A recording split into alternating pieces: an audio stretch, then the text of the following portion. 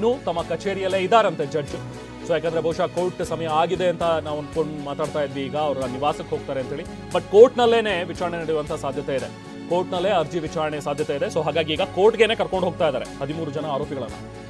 ಜಡ್ಜ್ಗೆ ಮನವಿ ಮಾಡಿದರೆ ಪೊಲೀಸರು ಇನ್ನು ಸ್ವಲ್ಪ ಹೊತ್ತು ವೇಟ್ ಮಾಡೋದಕ್ಕೆ ಮನವಿ ಮಾಡಿದ್ದಾರೆ, ಯಾಕಂದ್ರೆ ಇನ್ನು ತಮ್ಮ ಕಚೇರಿಯಲ್ಲಿ ಅವ್ರು ಕಾಯ್ತಾ ಇದ್ದಾರೆ. ಸೊ ಹಾಗಾಗಿ ಸಹಜ, ಯಾಕಂದ್ರೆ ಈಗಾಗಲೇ 6 ಕಾಲ ಆಗ್ತಾ ಇದೆ, ಟೈಮ್ ಆಗಿದೆ, ಕೋರ್ಟ್ನ ಸಮಯ ಕೂಡ ಮೀರಿರೋದ್ರಿಂದ ಅವರು ಮನೆಗೆ ಹೊರಡಬೇಕಾಗಿರುತ್ತೆ. ಬಟ್ ಪೊಲೀಸರು ಮನವಿ ಮಾಡಿದಾರಂತೆ, ಹಾಗಾಗಿ ಜಡ್ಜ್ ತಮ್ಮ ಕಚೇರಿಯಲ್ಲೇ ಇದ್ದಾರೆ. ಇನ್ನೂ ಕೂಡ ಕೆಲವು ಹೊತ್ತಾಗುತ್ತೆ ಬೌರಿಂಗ್ ಆಸ್ಪತ್ರೆಯಿಂದ ಅಲ್ಲಿಗೆ ಶಿಫ್ಟ್ ಮಾಡೋದಕ್ಕೆ. ಈ ಬಗ್ಗೆ ಜಡ್ಜ್ಗೆ ಪೊಲೀಸರು ಮನವಿ ಮಾಡಿ ಹೇಳ್ಕೊಂಡಿದ್ದಾರೆ, ಈಗ ಬರ್ತಾ ಇದೀವಿ ಸರ್, ಆನ್ ದ ವೇ ಇದೀವಿ, ಕರ್ಕೊಂಡು ಬರ್ತಾ ಇದೀವಿ ಆರೋಪಿಗಳನ್ನ, ನಿಮ್ಮ ಮುಂದೆ ಪ್ರೊಡ್ಯೂಸ್ ಮಾಡ್ತೀವಿ ಅಂತ ಹೇಳಿ. ಸೊ ಹಾಗಾಗಿ ಬಹುಶಃ ಜಡ್ಜ್ ಕೂಡ ವೇಟ್ ಮಾಡ್ತಾ ಇದ್ದಾರೆ. ನೋಡಿ, ದರ್ಶನ್ ಮತ್ತು ಪಟಾಲಮ್ಮನ ಇದೇ ವ್ಯಾನ್ನಲ್ಲಿ ಈಗ ಕರ್ಕೊಂಡು ಹೋಗ್ತಾ ಇದ್ದಾರೆ ಪೊಲೀಸರು. ನಾವು ಮಾತಾಡ್ತಾ ಇದ್ವಿ ಅವತ್ತಾಗಿರುವಂಥ ವಿಚಾರ. ನೋಡಿ, 8ನೇ ತಾರೀಕು ಆತ ಅಲ್ಲಿ ಒಂದು ಮೆಡಿಕಲ್ ಶಾಪಲ್ಲಿ ಕೆಲಸ ಮಾಡುವಂಥ ಒಬ್ಬ ವ್ಯಕ್ತಿ, ಒಂದು ಆಸ್ಪತ್ರೆಯಲ್ಲಿರುವಂಥ ಒಂದು ಮೆಡಿಕಲ್, ಆ ಒಂದು ಮೆಡಿಕಲ್ ಶಾಪ್ನಲ್ಲಿ ಈತ ಕೆಲಸ ಮಾಡೋನು ರೇಣುಕಾಸ್ವಾಮಿ.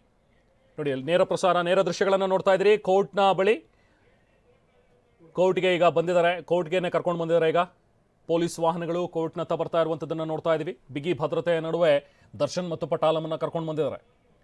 ಸಹಜ, ಇವತ್ತು ಬೆಳಿಗ್ಗೆಯಿಂದಲೂ ಕೂಡ ನೋಡ್ತಾ ಇದ್ದೀವಿ, ಹೆಚ್ಚಿನ ಸಂಖ್ಯೆಯಲ್ಲಿ ಪೊಲೀಸರ ನಿಯೋಜನೆ ಆಗಿದೆ. ಕಾಮಾಕ್ಷಿಪುರ ಸ್ಟೇಷನ್ ಆಗಿರ್ಬೋದು, ಕಾಮಾಕ್ಷಿಪಾಳ್ಯ ಸ್ಟೇಷನ್ ಆಗಿರ್ಬೋದು. ಈಗ ಕೋರ್ಟ್ಗೆ ಬಂದಿರುವಂತಹ ನಟ ದರ್ಶನ್ ಮತ್ತು ಇನ್ನೂ ಉಳಿದಂತೆ ಇನ್ನೂ 11 ಜನ, ಒಟ್ಟು 13 ಜನ ಆರೋಪಿಗಳನ್ನ ಕೋರ್ಟ್ಗೆ ಕರ್ಕೊಂಡು ಬಂದಿದ್ದಾರೆ. ಈಗ ಕೋರ್ಟ್ನತ್ತ ಹೋಗ್ತಾ ಇರುವಂತಹ ದೃಶ್ಯಗಳನ್ನು ನೋಡ್ತಾ ಇದ್ದೀವಿ. ಇದೇ ವ್ಯಾನ್ನಲ್ಲಿ, ಪೊಲೀಸ್ ವ್ಯಾನ್ ಏನಿದೆ, ಇದೇ ವ್ಯಾನ್ನಲ್ಲಿ ಈಗ ಆರೋಪಿಗಳೆಲ್ಲರೂ ಇದ್ದಾರೆ. ಎಲ್ಲರನ್ನೂ ಈಗ ಕೋರ್ಟ್ ಮುಂದೆ ಪ್ರೊಡ್ಯೂಸ್ ಮಾಡ್ತಾರೆ. ನೋಡಿ, ದೃಶ್ಯಗಳಲ್ಲಿ ನಾವು ನೋಡ್ತಾ ಇದ್ದೀವಿ, 13 ಜನ ಆರೋಪಿಗಳು ಕೋರ್ಟ್ಗೆ ಈಗ ಪ್ರವೇಶ ಮಾಡ್ತಾ ಇರುವಂಥದ್ದನ್ನು ಗಮನಿಸ್ಬೋದು. ಈ 13 ಜನರ ಮೇಲಿರುವಂಥ ಆರೋಪ ಅಂದರೆ ಚಿತ್ರದುರ್ಗ ಮೂಲದ ಒಬ್ಬ ವ್ಯಕ್ತಿ ರೇಣುಕಾಸ್ವಾಮಿ. ಆ ರೇಣುಕಾಸ್ವಾಮಿಯನ್ನು ಹೊಡೆದು ಕೊಂದಿದ್ದಾರೆ ಅನ್ನುವಂಥದ್ದು ಇವ್ರ ಮೇಲಿರೋ ಆರೋಪ. ಸೊ ಇದೇ ಆರೋಪಕ್ಕೆ ಸಂಬಂಧಪಟ್ಟಂತೆ ಈಗ ಬೆಳಿಗ್ಗೆಯಿಂದಲೂ ಕೂಡ ಪೊಲೀಸರು ವಿಚಾರಣೆಯನ್ನು ನಡೆಸ್ತಾ ಇದ್ರು. ನಂತರ ಮೆಡಿಕಲ್ ಟೆಸ್ಟ್ಗೆ ಅಂತ ಹೇಳಿ ಬೌರಿಂಗ್ ಆಸ್ಪತ್ರೆಗೆ ಕರ್ಕೊಂಡು ಹೋದರು. ಮೆಡಿಕಲ್ ಟೆಸ್ಟ್ ಆದ ನಂತರ A1 ಪವಿತ್ರ ಗೌಡ, A2 ದರ್ಶನ್ ಸೇರಿದಂತೆ ಇನ್ನು ಉಳಿದಂಥ 11 ಜನ, ಒಟ್ಟು 13 ಜನರನ್ನ ಈಗ ಕೋರ್ಟ್ಗೆ ಕರ್ಕೊಂಡು ಬಂದಿದ್ದಾರೆ. ನೇರವಾಗಿ ಕೋರ್ಟ್ನ ಒಳಗಡೆನೇ ವ್ಯಾನ್ ಹೋಗಿದೆ, ಯಾಕಂದರೆ ಎಲ್ಲೂ ಹೊರಗಡೆ ನಿಲ್ಲಿಸಿ ಅವರನ್ನು ಒಳಗಡೆ ಕರ್ಕೊಂಡು ಹೋದರೆ ಸುಮ್ಮನೆ ಸೆಕ್ಯೂರಿಟಿ ಇಶ್ಯೂಸ್ ಆಗುತ್ತೆ ಅಂಥೇಳಿ. ನೋಡಿ, ದೃಶ್ಯದಲ್ಲಿ ನಾವು ನೋಡ್ತಾ ಇದ್ದೀವಿ, ಅದೇ ವ್ಯಾನ್ನಲ್ಲಿ 13 ಜನ ಆರೋಪಿಗಳಿದ್ದಾರೆ. ಏನೇನು ಕೆಲವೇ ಹೊತ್ತಿನಲ್ಲಿ ಅವರನ್ನು ಒಳಗಡೆ ಕರ್ಕೊಂಡು ಹೋಗಿ ಪ್ರೊಡ್ಯೂಸ್ ಮಾಡ್ತಾರೆ ಜಡ್ಜ್ ಮುಂದೆ. ಜಡ್ಜ್ ಕೂಡ ಇನ್ನೂ ತಮ್ಮ ಕಚೇರಿಯಲ್ಲೇ ಇದ್ದಾರೆ. ಸೊ ನಂತರದ ಪ್ರೊಸೀಜರ್ಸ್, ಆಲ್ಮೋಸ್ಟ್ ಈ ಥರದ ಪ್ರೊಸೀಜರ್ಸಲ್ಲಿ ಗಮನಿಸುವಂಥದ್ದು ನಾವು ಪೊಲೀಸ್ ಕಸ್ಟಡಿಗೆ ನೀಡುವಂಥ ಸಾಧ್ಯತೆಗಳು ಹೆಚ್ಚಾಗಿರುತ್ತೆ. ಯಾಕಂದರೆ ಇವತ್ತಷ್ಟೇ ಅವರನ್ನು ಅರೆಸ್ಟ್ ಮಾಡಿರೋದ್ರಿಂದಾಗಿ ಇವತ್ತು ಬೆಳಿಗ್ಗೆನೆ ಮೈಸೂರಿನಲ್ಲಿ ಅವ್ರು ಜಿಮ್ ಮಾಡ್ತಾಯಿದ್ರು, ರ್ಯಾಡಿಸನ್ ಬ್ಲೂ ಹೋಟೆಲ್ನಲ್ಲಿ. ಅಲ್ಲಿಗೆ ಹೋಗಿ ಪೊಲೀಸರು ಕರ್ಕೊಂಡು ಬಂದಿದ್ದಾರೆ. ನಂತರ ಅವರನ್ನು ಸ್ಟೇಷನ್ನಲ್ಲಿಟ್ಟು ವಿಚಾರಣೆಯನ್ನು ಮಾಡಿದ್ದಾರೆ, ಪ್ರಶ್ನೆಗಳನ್ನು ಕೇಳಿದ್ದಾರೆ. ಇದರಲ್ಲಿ ಅವರ ಇನ್ವಾಲ್ವ್ಮೆಂಟ್ ಎಷ್ಟಿದೆ ಅನ್ನುವಂಥದ್ರ ಬಗ್ಗೆ ಒಂದು ಪ್ರಾಥಮಿಕ ಹಂತದ ತನಿಖೆಯನ್ನು ಪೊಲೀಸರು ಮುಗಿಸಿದ್ದಾರೆ. ಬಟ್ ಇನ್ನಷ್ಟು ವಿಚಾರಣೆ ನಡೆಸುವಂಥ ಪ್ರಮೇಯ ಇದೆ ಇದರಲ್ಲಿ. ಯಾಕಂದರೆ ಈಗ ಈ ಆರೋಪಿಗಳನ್ನೆಲ್ಲರೂ ಕೂಡ ಸ್ಥಳಕ್ಕೆ ಕರ್ಕೊಂಡು ಹೋಗಬೇಕು, ಸ್ಥಳ ಮಹಜರು ಮಾಡಬೇಕು, ಇನ್ನೂ ಸುಮಾರು ಇರುತ್ತೆ ಪ್ರೊಸೀಜರ್ಸ್. ಅವರ ಇನ್ವಾಲ್ವ್ಮೆಂಟ್ ಹೇಗಿದೆ ಅನ್ನುವಂಥದ್ದನ್ನು ಇಲ್ಲಿ ಪೊಲೀಸರು ತಮ್ಮ ರಿಪೋರ್ಟ್ನಲ್ಲಿ ಹೇಳಬೇಕಾಗತ್ತೆ. ಸೊ ಹೇಗೆ, ಎಲ್ಲಿಂದ ಇದು ಸ್ಟಾರ್ಟ್ ಆಯಿತು, ಯಾಕೆ ಸ್ಟಾರ್ಟ್ ಆಯಿತು, ಯಾರ್ಯಾರ ಪಾತ್ರ ಏನೇನು ಅನ್ನುವಂಥದ್ದನ್ನು ಕೂಡ ವಿಚಾರಣೆ ಸಂದರ್ಭದಲ್ಲಿ ಅದನ್ನು ಹೇಳಬೇಕಾಗುತ್ತೆ. ಸೊ ಹಾಗಾಗಿ ಸುಪರ್ದಿಗೆ ಕೇಳುವಂಥ ಸಾಧ್ಯತೆಗಳೇ ಹೆಚ್ಚಿದೆ. ಪೊಲೀಸರು ಕಸ್ಟಡಿಗೆ ತೆಗೆದುಕೊಳ್ಳುವಂಥ ಸಾಧ್ಯತೆಗಳಿವೆ. ಇನ್ನೇನು ಕೆಲವೇ ಹೊತ್ತಿನಲ್ಲಿ ಡೀಟೇಲ್ಸ್ ಗೊತ್ತಾಗುತ್ತೆ. ದರ್ಶನ್, ಪವಿತ್ರ ಗೌಡ ಮತ್ತು ಇನ್ನುಳಿದಂತೆ 11 ಜನ ಈಗಾಗಲೇ ಕೋರ್ಟ್ಗೆ A2 ದರ್ಶನ್ ಅವರನ್ನ ಹಾಜರುಪಡಿಸಲಾಗ್ತಾರೆ.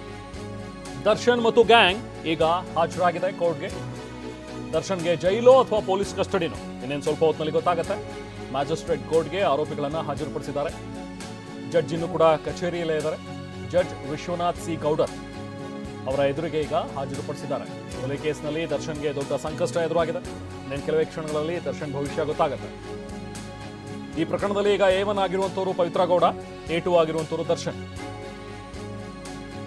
ಇನ್ನು ಉಳಿದಂತೆ ಇನ್ನು ಇತರೆ 11 ಜನ, ಒಟ್ಟು 13 ಜನರನ್ನ ಈಗ ಜಡ್ಜ್ ಮುಂದೆ ಹಾಜರುಪಡಿಸಿದ್ದಾರೆ. ಕೋರ್ಟ್ನ ದೃಶ್ಯಗಳನ್ನು ನೋಡ್ತಾ ಇದ್ರೆ, ಕೋರ್ಟ್ನ ಆವರಣದ ದೃಶ್ಯಗಳು. ಈಗಷ್ಟೇ ಕೋರ್ಟ್ನ ಆವರಣದ ಒಳಗೆ ಆರೋಪಿಗಳಿರುವಂತಹ ವ್ಯಾನ್ ಹೋಗಿದೆ.